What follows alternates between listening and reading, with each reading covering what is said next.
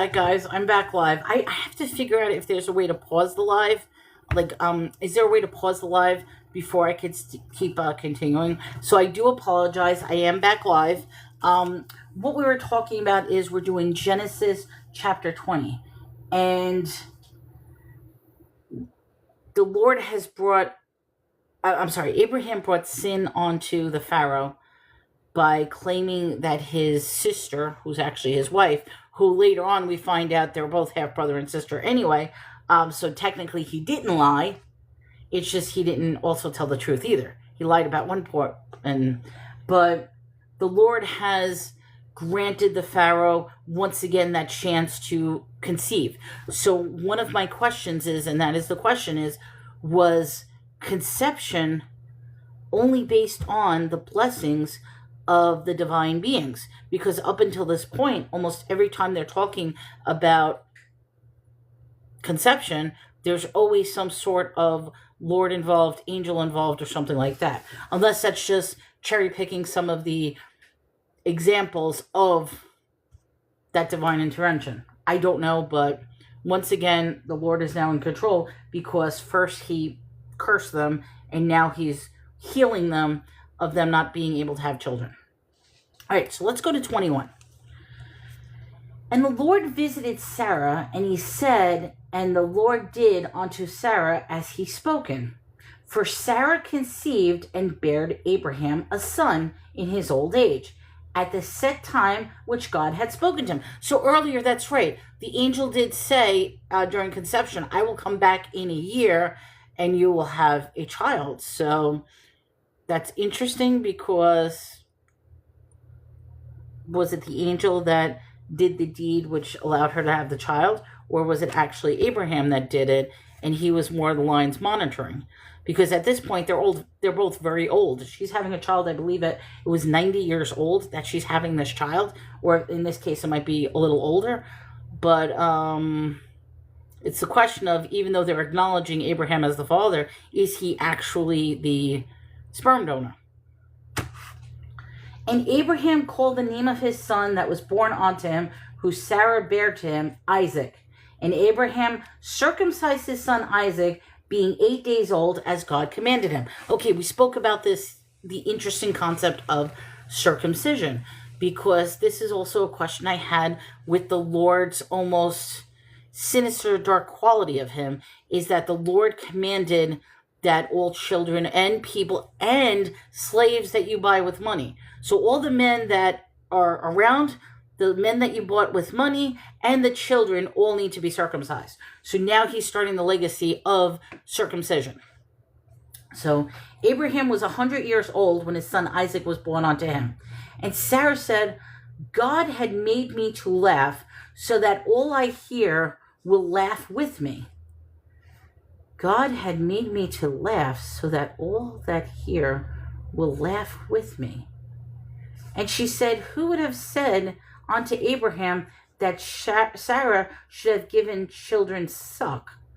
For I was born him a son in the old age. What? Okay, I'm going to go to the layman's terms. I'm determining when he says given children suck, I'm going to assume that means breastfeeding.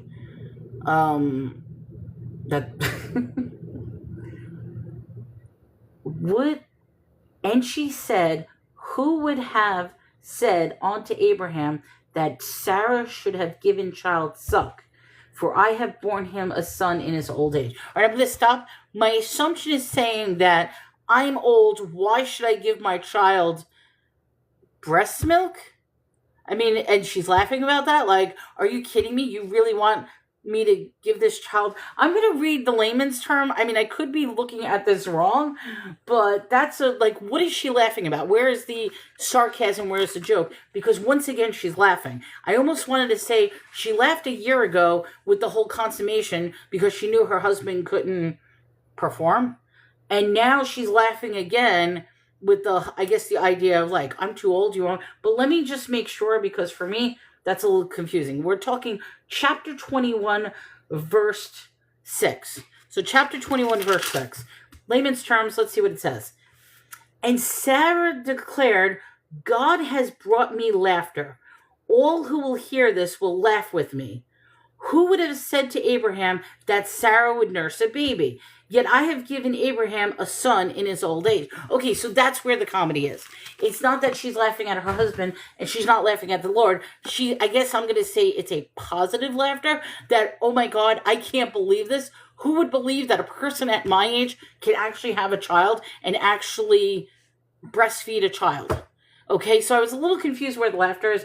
And I'm glad that I could read it in layman's terms as well. But, okay, yeah. So that makes sense. Verse 21, chapter 8. Chapter 21, verse 8. And the child grew, and he was weaned. And Abraham made a great feast the same day that Isaac was weaned. Okay, so birthday. Is that the concept of birthdays? So chapter 21. Birthdays. After wean? Okay. And Sarah saw the son of Hagar and the Egyptian, which she has borne unto Abraham mocking. Sarah saw the son of Hagar the Egyptian, which she had borne unto Abraham mocking. Wherefore she said unto Abraham, cast out this bondwoman and her son, for the son of this bondwoman shall now be heir with my son, even with Isaac. Okay, that's right. Okay, so Hagar was the handmaiden that earlier she wanted to bear a son. So they did the whole handmaid thing, and Sarah got like insanely jealous after they consummated. That's when the handmaiden ran away and met up with the angel and said, no, you need to go back to your mistress. So now she's basically casting away, even though it's Abraham's son as well, she wants nothing to do with this child. So cast out this bondswoman and her son, for the son of this bondswoman shall not be heir with my son, even with Isaac.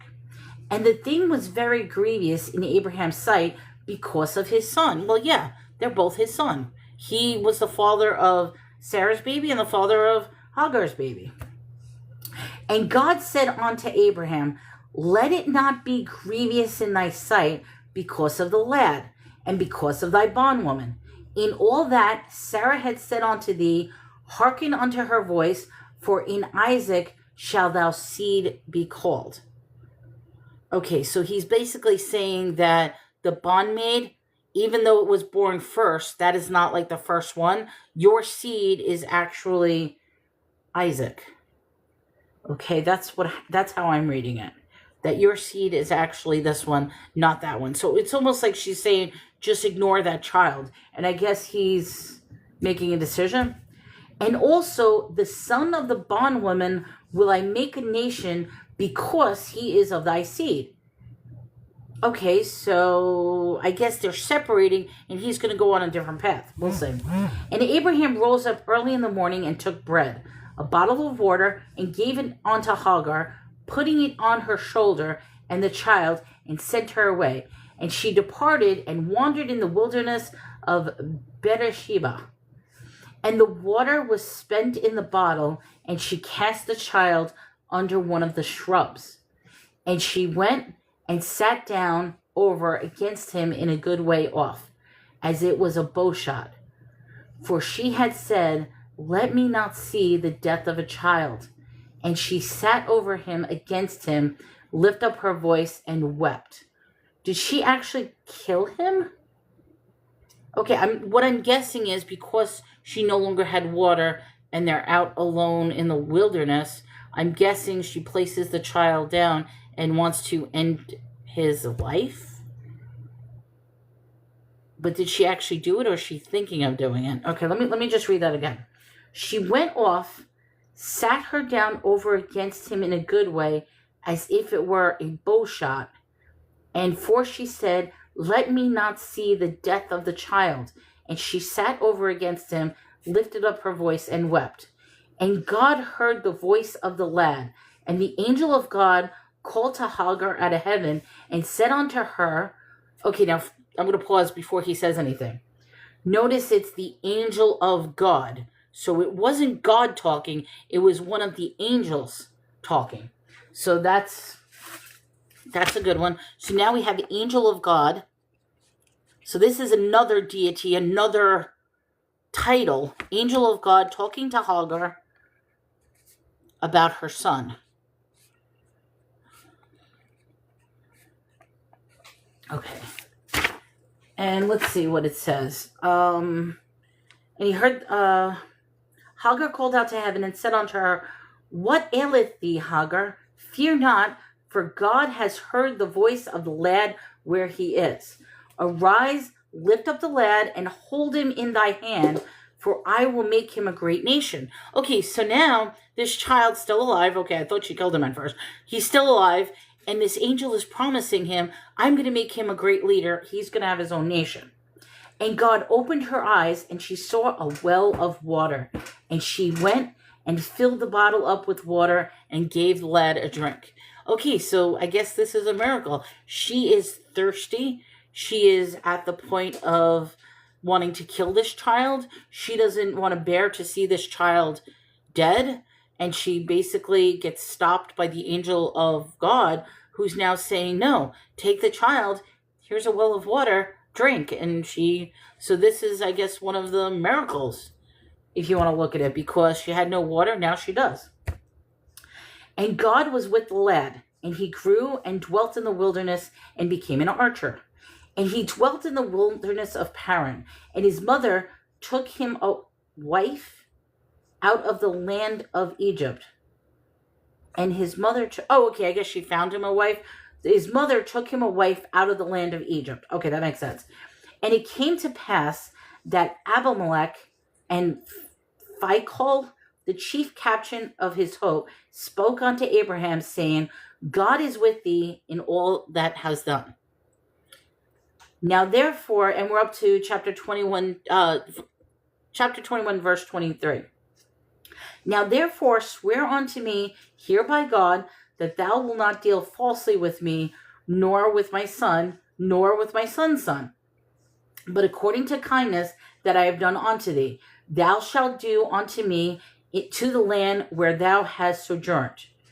And Abraham said, I will swear. Okay, so once again, this is God creating. Now, in this case, it's God. The other cases, it was the Lord. The Lord was the one that set treaties and stuff like that. This one is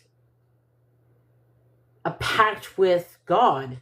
And he's saying, basically, do not be false with me. Do not be false with my son or the son's son. So we're talking about, once again, generational things. Be kind and do unto others that I've done to you, sort of thing. And Abraham's like, I swear, I will do this. You've helped me in this way. I will do what you say. And Abraham reproved Abimelech because of the well of water which Abimelech's servants had violently taken away. And Abimelech said, I will not who had done this thing, neither did thou tell me, neither yet, and heard it, but to this day. And Abraham took sheep and oxen and gave them unto Abimelech, and both of them made a covenant. Okay, so once again, they're making a pact, this covenant, some sort of treaty, some sort of promise to each other. And so far, promises always involve some sort of act involving animals, blood, or mutilation. So that's what I'm finding with the various times, because this is like the fourth pact now that they're talking about that people have made. Abraham set 7 ewe lambs of flock by themselves. And Abimelech said unto Abraham, what mean these 7 ewe lambs which thou hast set by themselves? And he said, for these 7 ewe lambs shalt thou take of my hand, and they will be witness unto me that I have digged this well. Wherefore he called the place Beersheba, because they swore both to them. Thus they made a covenant that Beersheba. Then Abimelech rose up, and Phicol, the chief captain of his host, and returned into the land of the Philistines. And Abraham planted a grove in Beersheba, and called there in the name of the Lord, the everlasting God. and call there on the name of the Lord, the everlasting God. And Abraham sojourned in the Philistines' land many days. Okay, so I guess once again, they're making another city. So this is another city that everybody is making, but they're calling it unto the Lord, the everlasting God. I'm a little confused about what they mean by the manservants violently taking away the well water. That's chapter 21:25. 21:25. Abraham complained to Abimelech about the well that Abimelech's servants had taken by force from Abraham's. This is the first I heard it. I have no idea who is responsible. You have never complained about this before.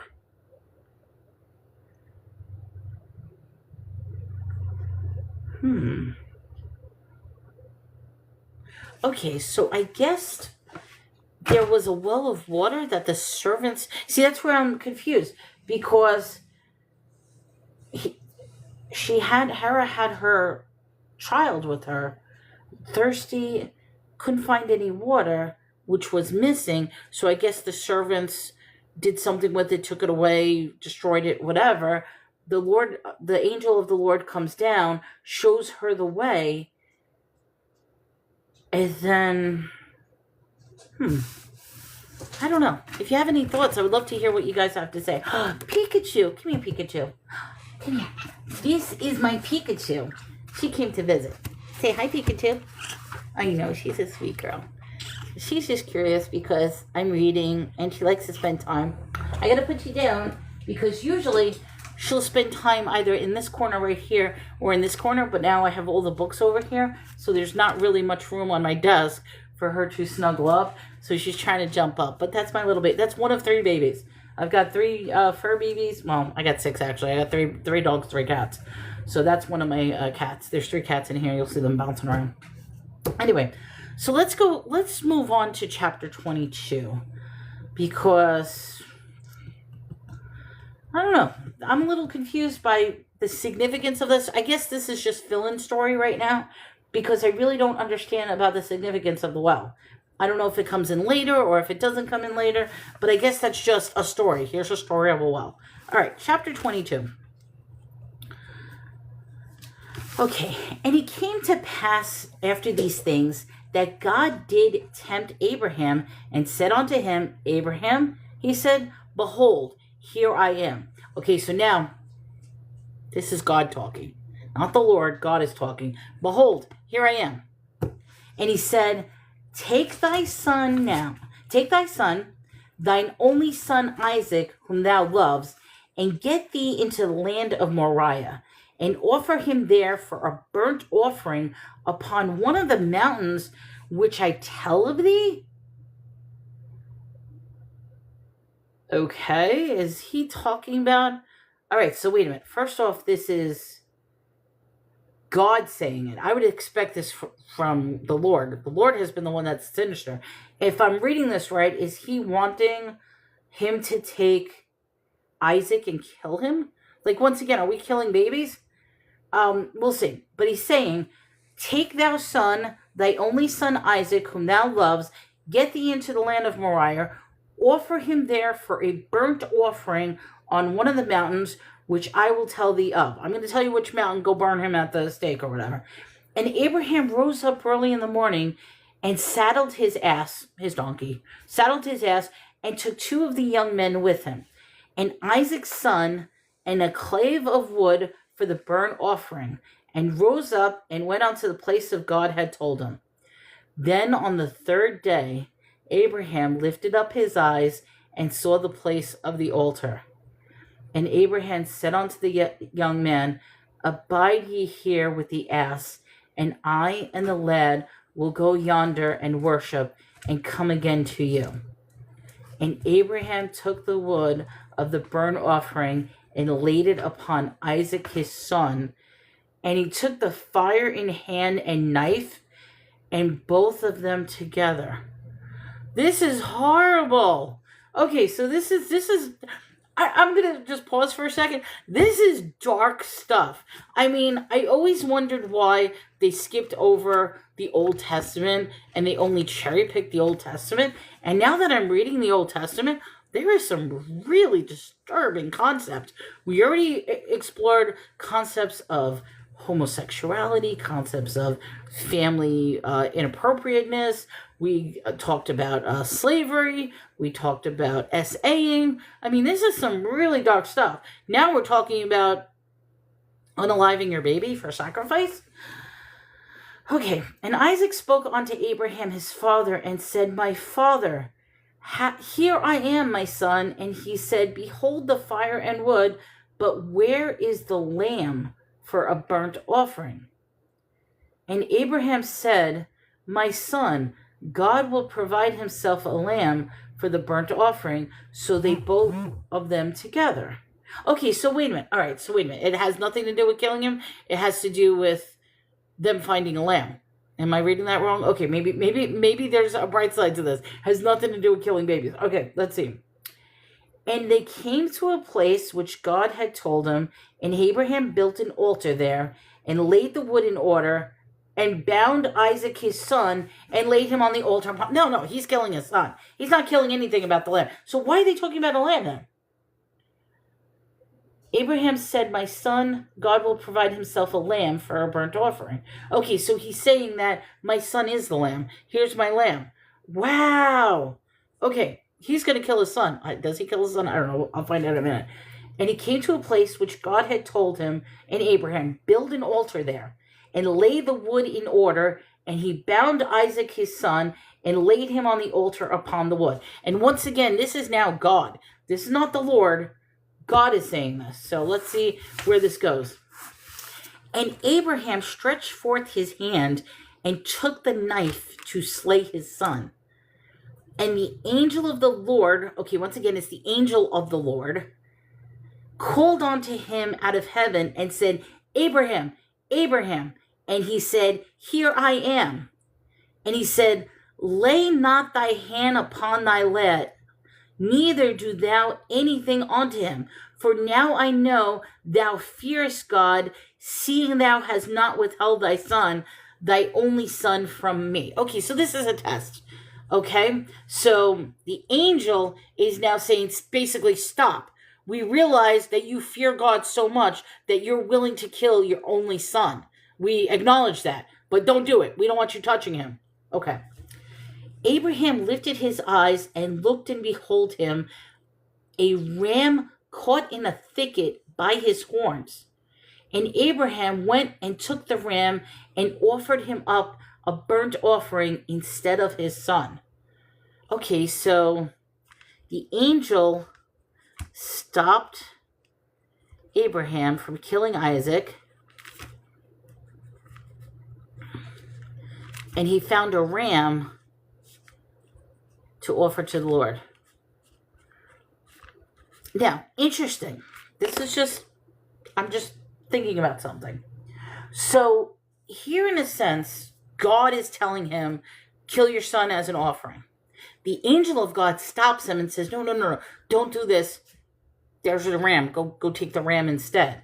So, two things that I'm thinking. One is the angel being defiant of God's will because God wanted Abraham to kill Isaac. Is that like a form of disobedience that the angel is doing? Or two, was that actually just a test that God wanted this done, and because Abraham proved that he was willing to do it, God sent the angel to stop him? Why didn't God just stop him? Why didn't he just say, I'm proud of you, my son. You were going to kill this baby, because God still wanted a sacrifice. And instead of sacrificing the son, they sacrificed the ram. But that still makes it sound like different personas. Okay. And And Abraham lifted his eyes, looked, and behold him, a ram caught in the thicket of his horns. And Abraham went to the ram and offered him as a burnt offering instead of his son. And Abraham called the name of that place Jehovah Jireh. It is said to this day, in the mount of the Lord it shall be seen. Okay, so now, once again, we're changing the terminology from God to Lord. Interesting listen. So, Jehovah Jireh, it is said to this day, in the mount of the Lord it shall be seen. And the angel of the Lord, not the angel of God. Originally it was the angel of God. Now we have angel of the Lord, which is really, once again, solidifying that there's two beings between the God and between the Lord, and the angels are the servants of these beings. So now the angel of the Lord called unto Abraham out of heaven a second time. And he said, by myself I have sworn and said, Lord, for because thou hast done this thing, has that not withheld my son, thy only son? Oh man, it's die. I have problems with that. That in blessing I will bless thee. And there's the word blessing again. That in blessing I will bless thee, and in multiplying I will multiply thy seed as the stars of heaven and as the sand which upon the seashore, and thy seed shall possess the gates of his enemy. Okay, I'm going to go to layman's terms on this because it's chapter 22, verse 15 to 17. Chapter 22, verse 15 to 17. I want to see what this says in layman's terms because even I'm getting a little confused. It says, the angel of the Lord called out again to Abraham from heaven. This is what the Lord says. Because you have obeyed me and not withheld even your son, your only son, I swear by my own name that I will certainly bless you. I will multiply your descendants beyond number, and the stars in the sky and the sands in the seashore. Your descendants will conquer the cities of their enemies, and through your descendants all the nations of earth will be blessed, all because you have obeyed me. All right, so that makes a little more sense than what they were saying. But I'm getting caught on the word blessed again. Blessed. What is the action of blessing? What is, because anytime they're talking about blessing, it's about procreation. So once again, is it just a verbal command that says, yes, I bless you, go off and multiply? Or is it an actual action where these divine beings are the one that's implanting the seed, fertilizing, and that's what's causing these pregnancies? I mean, we had Sarah, 90 years. Darren says, hi, Darren. The definition of blessed is empower to prosper. Okay. So that would be a verbal command. So is that the only time? I mean, like I said, I'm only reading the beginning. I'm only on chapter 22. I'm wondering if that's the only usage of the word blessing in the Bible, is that whole prosper thing, being fruitful, multiplying, that sort of thing. But I can't get past the fact that a lot of these cases with the pregnancies, there's divine intervention with it. Like Sarah wasn't able to have a child, but after a blessing was able to do so. And there's a couple other instances that talk about blessing. Don't think of the word prosper as money. You can prosper in many things. Look at it multiplic. Prosper, I would think in this sense means prosper, having more children, being being prosperous. I'm using the word prosperous. I'm trying to find a different word than prosperous, but being able to have multiple kids. That's what I'm thinking about, what they're talking about, prosper in that sense. All right, let's see where we go. So I'm getting caught in the word blessed, but I'll keep going on, and I forgot where I was. I lost my... Okay, I'm up to chapter 22, verse 17. That in a blessing I will bless thee, and in multiplying I will multiply thy seed as the stars of the heaven, the sand which is upon the sea, and the seed shall possess the gate of his enemies. And in thy seed shall all nations of the earth be blessed, because thou hast obeyed my voice. So Abraham returned unto his young men, and they rose up and went together to Beersheba, and Abraham dwelt in Beersheba. And it came to pass that after these things, that it was told Abraham, saying, Behold, Milcah, she had also borne children unto thy brother Nahor. Huz, his firstborn, and Buz, his brother, and Kemuel, the father of Aram. Okay, once again, we're doing family things. And you wrote fruitful. Okay, yes, multiplying, being fruitful. Once again, we're into the whole family tree, which this would be so important if you're doing genealogy or finding out like what path.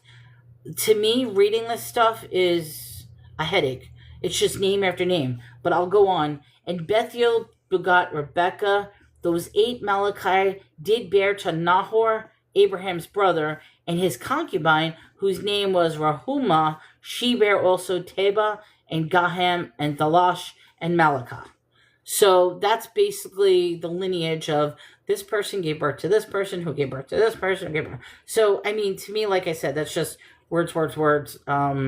I understand the significance. It comes into play when you need to know the specific person, but reading it is a headache for me. I almost dread having to read Matthew when it's pages and pages of this person begets this person. But let's go on. We are on chapter 22. Chapter 23. Chapter 23. And I still have time, so I'm going to keep going. And Sarah was 107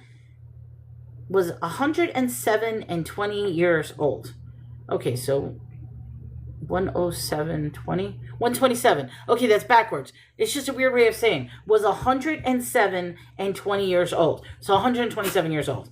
These were the years in life of Sarah. Now remember, her first child was 90 years old. So she had a baby at 90, so now she's 127. So now that child is already a full-grown adult. Okay, Sarah died in Kirjath-Arba. The same is Hebron in the land of Canaan. And Abraham came to mourn Sarah and to weep for her. And Abraham stood up from before his dead and spake unto the sons of Het, saying, I am a stranger and a sojourner with you. Give me possession of a burial place with you, that I may bury my dead out of my sight. And the children of Heth answered Abraham, saying unto him, Hear us, my Lord. Okay, I'm going to just pause for a second. This is interesting because they're calling him my Lord, lowercase. All the other things were either completely bold, L-O-R-D, capital letters, or Lord, capital L-O-R-D. This is the first time somebody's saying, my Lord, talking to the master, which in this case is Abraham, and they're using all lower cases on that. So that's just an interesting little thing. And at this point, okay, Sarah died at 127. I'll just write that down because maybe that might mean something. 127, Sarah died. Okay. Hear us, my Lord. Thou art a mighty prince among us. In the choice of our sepulchres, I don't know what that means. Sepulchres. Sepulchres. I'll have to look that up. Bury thy dead. None of us shall withhold from thee his sepulchre, but thou mayest bury thee dead. Okay, I don't know what, maybe the layman's term that would be chapter 23, verse 6. He replied, Listen, my lord, you are honored prince among us. Choose the finest of our tombs and bury her there. No one here will refuse to help you this way. So is a sepulchre a tomb? Hear us, my lord, thou art a mighty prince among us. in the choice of sepulchre. Okay, tombs. Bury thy dead. None of us shall withhold from these a tomb, but thou mayest bury thy dead. Okay, so that's what that means. I'm going to look that up, but I'm going to assume it means a tomb.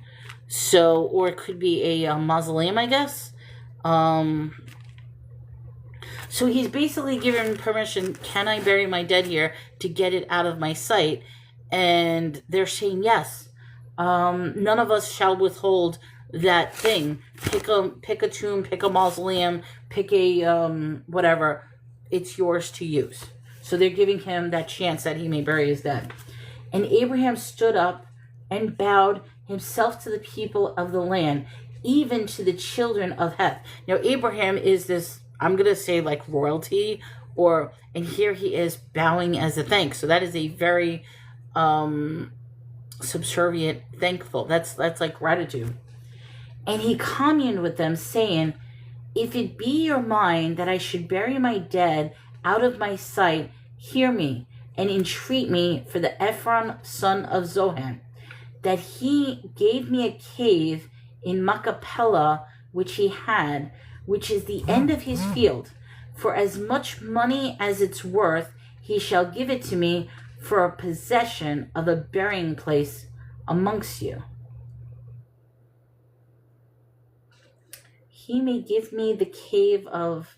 Okay, so I guess he's choosing the cave. So I guess he's saying, I want to choose that cave, the Machpelah, which is at the end of the field.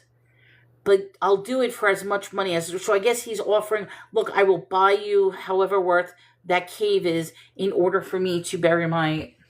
And Ephron dwelt among the children of Heth.